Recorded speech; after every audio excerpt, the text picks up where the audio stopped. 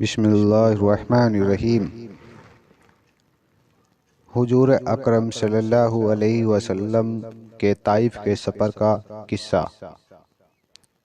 نبوت مل جانے کے بعد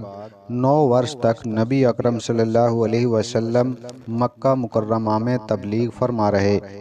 اور قوم کی تربیت اور اصلاح کی کوشش فرما رہے، لیکن تھوڑی سی جماعت کے سوا جو مسلمان ہو گئی تھی اور تھوڑے سے ایسے لوگوں کے علاوہ جو باوجود مسلمان نہ ہونے کے آپ کی مدد کرتے تھے۔ اکثر کفار مکہ آپ کو اور آپ کے صحابہ کرام رضی اللہ عنہ کو ہر طرح کی تکلیفیں پہنچاتے تھے، مذاق اڑاتے تھے اور جو ہو سکتا تھا اسے درگزر نہ کرتے تھے۔ حضور صلی اللہ علیہ وسلم کے چچا ابو طالب بھی انہی نیک دل لوگوں میں تھے جو باوجود مسلمان نہ ہونے کے حضور صلی اللہ علیہ وسلم کی ہر قسم کی مدد فرماتے تھے۔ 10ویں سال میں جب ابو طالب کا بھی انتقال ہو گیا تو کافروں کو اور بھی ہر طرح کھلے مہار پوری آزادی کے ساتھ اسلام سے روکنے اور مسلمانوں کو تکلیف پہنچانے کا موقع مل گیا۔ حضور صلی اللہ علیہ وسلم اس خیال سے طائف تشریف لے گئے کہ وہاں قبیلہ ثقیف کی بڑی جماعت ہے، اگر وہ قبیلہ مسلمان ہو جائے تو مسلمانوں کو ان تکلیفوں سے نجات ملے اور دین کے پھیلنے کی بنیاد پڑ جائے۔ وہاں پہنچ کر قبیلے کے 3 سرداروں سے جو بڑے درجے کے سمجھے جاتے تھے گفتگو فرمائی اور اللہ تعالیٰ کے دین کی طرف بلایا اور اللہ تعالیٰ کے رسول کی یعنی اپنی مدد کی طرف توجہ کیا، مگر ان لوگوں نے بجائے اس کے کہ دین کی بات کو قبول کرتے یا کم سے کم عرب کی مشہور مہمان نوازی کے لحاظ سے ایک نووارد نئے آئے مسلمان مہمان کی خاطر مدارات کرنے سے صاف جواب دے دیا اور نہایت بے رخی اور بد اخلاقی سے پیش آئے۔ ان لوگوں نے یہ بھی گوارا نہ کیا کہ آپ قیام فرما لیں۔ جن لوگوں کو سردار سمجھ کر بات کی تھی کہ شریف ہوں گے اور محجب یعنی گفتگو کریں گے، ان میں سے ایک شخص بولا کہ اوہ، آپ کو ہی اللہ نے نبی بنا کر بھیجا ہے؟ برا دوسرا بولا کہ اللہ کو تمہارے سوا کوئی ملا ہی نہیں تھا جس کو رسول بنا کر بھیجتے۔ تیسرے نے کہا کہ تم سے بات نہیں کرنا چاہتا اس لیے کہ اگر تو واقعی نبی ہے جیسا کہ دعویٰ ہے تو تیری بات سے انکار کر دینا مصیبت سے خالی نہیں، اگر تو جھوٹا ہے تو میں ایسے شخص سے بات نہیں کرنا چاہتا۔ اس کے بعد ان لوگوں نے نا امید ہو کر حضور اکرم صلی اللہ علیہ وسلم نے اور لوگوں سے بات کرنے کا ارادہ فرمایا کہ آپ تو ہمت اور استقلال کے پہاڑ تھے، مگر کسی نے بھی قبول نہیں کیا، بلکہ بجائے قبول کرنے کے حضور صلی اللہ علیہ وسلم سے کہا کہ ہمارے شہر سے فوراً چلے جاؤ اور جہاں تمہاری چاہت کی جگہ ہو وہاں چلے جاؤ۔ حضور اکرم صلی اللہ علیہ وسلم جب ان سے بالکل مایوس ہو کر واپس ہونے لگے تو ان لوگوں نے شہر کے لڑکوں کو پیچھے لگا دیا کہ آپ کا مذاق اڑائیں، تالیاں پیٹیں، پتھر ماریں، حتیٰ کہ آپ کے دونوں جوتے خون کے جاری ہونے سے رنگین ہو گئے۔ حضور اقدس صلی اللہ علیہ وسلم اسی حالت میں واپس ہوئے۔ جب راستے میں ایک جگہ ان شریفوں سے اطمینان ہوا تو حضور صلی اللہ علیہ وسلم نے یہ دعا مانگی: اے اللہ، تجھ ہی سے شکایت کرتا ہوں، میں اپنی کمزوری اور بے بسی کی اور لوگوں میں ذلت و رسوائی کی۔ اے ارحم الراحمین، تو ہی ضعفاء کمزوروں کا رب ہے اور تو ہی میرا پروردگار ہے۔ تو مجھے کس کے حوالے کرتا ہے؟ کسی اجنبی بیگانے کے جو مجھے دیکھ کر ترس رو ہوتا ہے اور منہ چڑھاتا ہے، یعنی کسی دشمن کے جس کو تو نے مجھ پر قابو دے دیا۔ اے اللہ، اگر تو مجھ سے ناراض نہیں ہے تو مجھے کسی کی بھی پرواہ نہیں ہے، تیری حفاظت کافی ہے۔ میں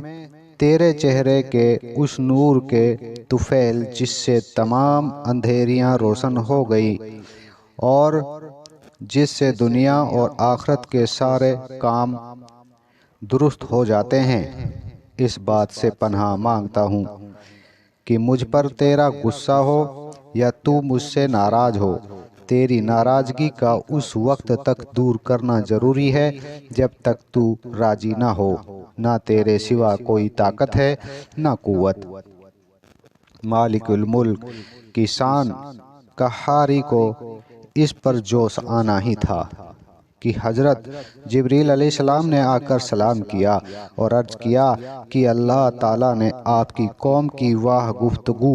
جو آپ سے ہوئی سنی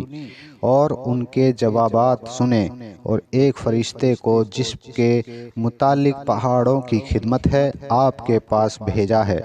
کہ آپ جو چاہیں اس کو حکم دیں۔ اس کے بعد اس فرشتے نے سلام کیا اور عرض کیا کہ جو ارشاد ہو میں اس کی تعمیل کروں، اگر ارشاد ہو تو دونوں جانب کے پہاڑوں کو ملا دوں جس سے یہ سب درمیان میں کچل جائیں، یا اور جو سزا آپ تجویز فرمائیں۔ حضور صلی اللہ علیہ وسلم کی رحیم و کریم ذات نے جواب دیا کہ میں اللہ سے اس کی امید رکھتا ہوں کہ اگر یہ مسلمان نہیں ہوئے تو ان کی اولاد میں سے لوگ پیدا ہوں گے، ایسے لوگ پیدا ہوں گے جو اللہ کی پرورشت بندگی کریں اور اس کی عبادت کریں۔ فائدہ یہ ہے اخلاق اس کریم ذات کے جس کے ہم لوگ نام لیوا ہیں کہ ہم ذرا سی تکلیف سے کسی کے معمولی سی گالی دینے سے ایسے بھڑک جاتے ہیں کہ پھر عمر بھر اس کا بدلہ نہیں اترتا، ظلم پر ظلم اس پر کرتے رہتے ہیں اور دعویٰ کرتے ہیں کہ اپنے محمدی ہونے کا، نبی کے پیرو بننے کا۔ نبی کریم صلی اللہ علیہ وسلم اتنی سخت تکلیف اور مشقت اٹھانے کے باوجود نہ بد دعا فرماتے ہیں نہ کوئی بد دعا لیتے ہیں۔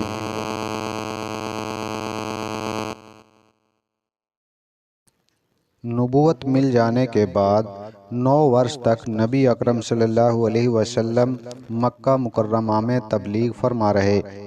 اور قوم کی تربیت اور اصلاح کی کوشش فرما رہے، لیکن تھوڑی سی جماعت کے سوا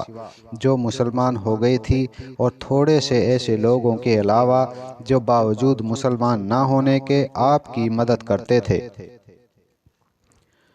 اکثر کفار مکہ آپ کو اور آپ کے صحابہ کرام رضی اللہ عنہ کو ہر طرح کی تکلیفیں پہنچاتے تھے، مذاق اڑاتے تھے اور جو ہو سکتا تھا اسے درگزر کرتے تھے۔ حضور صلی اللہ علیہ وسلم کے چچا ابو طالب بھی انہی نیک دل لوگوں میں تھے جو باوجود مسلمان نہ ہونے کے حضور صلی اللہ علیہ وسلم کی ہر قسم کی مدد فرماتے تھے۔ 10ویں سال میں جب ابو طالب کا بھی انتقال ہو گیا تو کافروں کو اور بھی ہر طرح کھلے مہار پوری آزادی کے ساتھ اسلام سے روکنے اور مسلمانوں کو تکلیف پہنچانے کا موقع مل گیا۔ حضور صلی اللہ علیہ وسلم اس خیال سے طائف تشریف لے گئے کہ وہاں قبیلہ ثقیف کی بڑی جماعت ہے، اگر وہ قبیلہ مسلمان ہو جائے تو مسلمانوں کو ان تکلیفوں سے نجات ملے اور دین کے پھیلنے کی بنیاد پڑ جائے۔ وہاں پہنچ کر قبیلے کے 3 سرداروں سے جو بڑے درجے کے سمجھے جاتے تھے گفتگو فرمائیں اور اللہ تعالیٰ کے دین کی طرف بلایا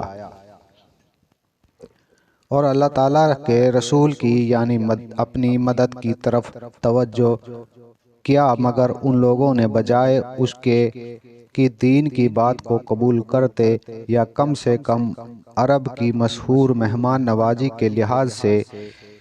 ایک نووارد نئے آئے مسلمان مہمان کی خاطر مدارات کرنے سے صاف جواب دے دیا اور نہایت بے رخی اور بد اخلاقی سے پیش آئے۔ ان لوگوں نے یہ بھی گوارا نہ کیا کہ آپ قیام فرما لیں۔ جن لوگوں کو سردار سمجھ کر بات کی تھی کہ شریف ہوں گے اور محجب یعنی گفتگو کریں گے، ان میں سے ایک شخص بولا کہ اوہ، آپ کو ہی اللہ نے نبی بنا کر بھیجا ہے۔ برا دوسرا بولا کہ اللہ کو تمہارے سوا کوئی ملا ہی نہیں تھا جس کو رسول بنا کر بھیجتے۔ تیسرے نے کہا کہ تم سے بات نہیں کرنا چاہتا اس لیے کہ اگر تو واقعی نبی ہے جیسا کہ دعویٰ ہے تو تیری بات سے انکار کر دینا مصیبت سے خالی نہیں۔ اگر تو جھوٹا ہے تو میں ایسے شخص سے بات نہیں کرنا چاہتا۔ اس کے بعد ان لوگوں نے نا امید ہو کر حضور اکرم صلی اللہ علیہ وسلم نے اور لوگوں سے بات کرنے کا ارادہ فرمایا کہ آپ تو ہمت اور استقلال کے پہاڑ تھے، مگر کسی نے بھی قبول نہیں کیا، بلکہ بجائے قبول کرنے کے حضور صلی اللہ علیہ وسلم سے کہا کہ ہمارے شہر سے فوراً چلے جاؤ اور جہاں تمہاری چاہت کی جگہ ہو وہاں چلے جاؤ۔ حضور اکرم صلی اللہ علیہ وسلم جب ان سے بالکل مایوس ہو کر واپس ہونے لگے تو ان لوگوں نے شہر کے لڑکوں کو پیچھے لگا دیا کہ آپ کا مذاق اڑائیں، تالیاں پیٹیں، پتھر ماریں، حتیٰ کہ آپ کے دونوں جوتے خون کے جاری ہونے سے رنگین ہو گئے۔ حضور اقدس صلی اللہ علیہ وسلم اسی حالت میں واپس ہوئے۔ جب راستے میں ایک جگہ ان شریفوں سے اطمینان ہوا تو حضور صلی اللہ علیہ وسلم نے یہ دعا مانگی: اے اللہ، تجھ ہی سے شکایت کرتا ہوں، میں اپنی کمزوری اور بے بسی کی